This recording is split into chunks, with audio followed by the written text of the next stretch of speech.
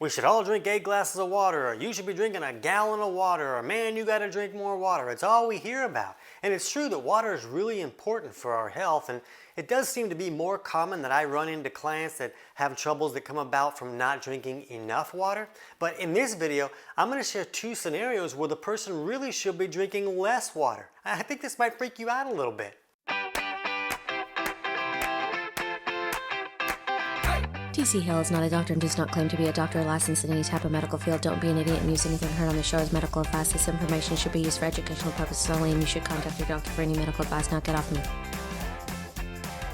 So instead of going by the 8 glasses per day rule or half your body weight in ounces foolishness that we hear so much about, we really like to see people to dictate how much water they drink by looking at their blood pressure. So what we'd like to see people do is just look at your blood pressure at least 2 hours after a meal, but not first thing in the morning. You don't want to look at it when you're still fasted in the morning, but it should be after a meal. So just look at that blood pressure, and if that top number, the systolic number, is less than 112, that's a really strong indication that the body doesn't have enough minerals in the system for the body to function the way that it wants to function.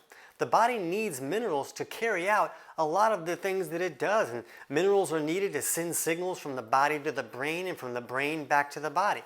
And when we're drinking too much water, we can wash out even more minerals. So if a person already doesn't have enough minerals in the system, and some health guru said, hey, you need to drink more water, and they start chugging a gallon of water every day, they're just going to make their situation worse by washing away even more minerals. Now they're going to start to see a lot of the symptoms and issues that we see with people when they're carrying around low blood pressure. Things like depression and insomnia and anxiety and vertigo and dizzy spells and crazy, insane cravings and a lot of other issues that I could go on and on about. And there's other causes that can create some of these things like depression and anxiety, but it's really common to see a lot of these issues when blood pressure is too low because there's not enough minerals in the system to allow the body to function like it wants to function. And there's a variety of reasons that can create these minerals going too low, but what we understand is that when a person is drinking too much water, they're going to wash away that small amount of mineral that they have. Now, that doesn't mean that their body doesn't need water. They may need even more water than they're drinking. What it means is that they just don't qualify to drink the level of water that they're drinking until they can improve that mineral situation. There's even a serious condition called hyponatremia where there's not enough sodium in the blood, and this can often happen because a person washed out too much of that sodium by drinking too much water. And when there's not enough sodium in the fluids around the cells, that'll push more water into the cells to try to balance things out, but it can cause those cells to swell.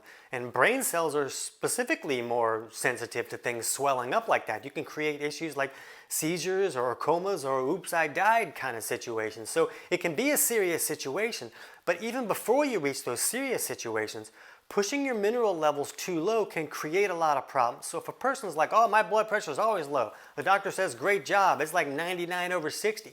Well, yeah, it's a great job to the doctor because you're not going to have a blowout or a heart attack, but is it any fun running around on flat tires all day because you don't have enough minerals in the system to allow the body to function the way that it wants to function? So in these scenarios, we like to see people reduce the amount of water that they're drinking until they can get those mineral levels up. So they may really need that water, and it's not a situation where you just want to stop drinking water forever, but you may want to reduce a little bit until you can get those mineral levels up. Now, the caveat to this is if a person is on blood pressure lowering medication. So if your blood pressure reading is like 109/75, but you're on 3 blood pressure lowering medications, well, you don't really have low blood pressure now, do you?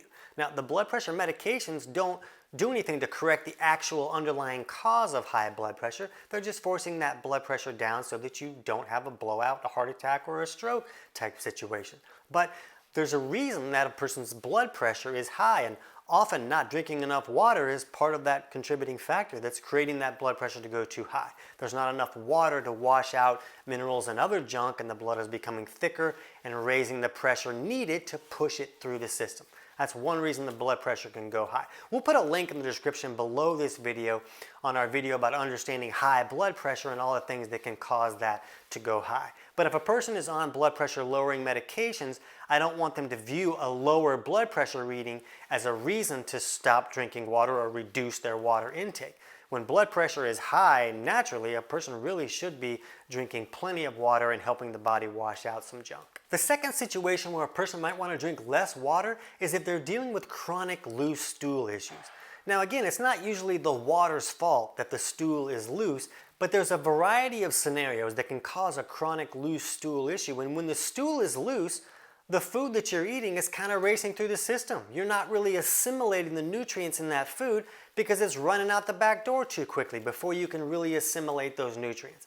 So when that's the case, we really want to do what we can to slow that stool down so that you have time to assimilate the nutrients in the food you're eating. Did you know that that's why we eat food? We eat food to get the nutrients out of that food. So when the body is bringing too much water to the bowels, there can sometimes be a problem. Maybe the body is trying to wash out an invader or some type of acidic stool issue.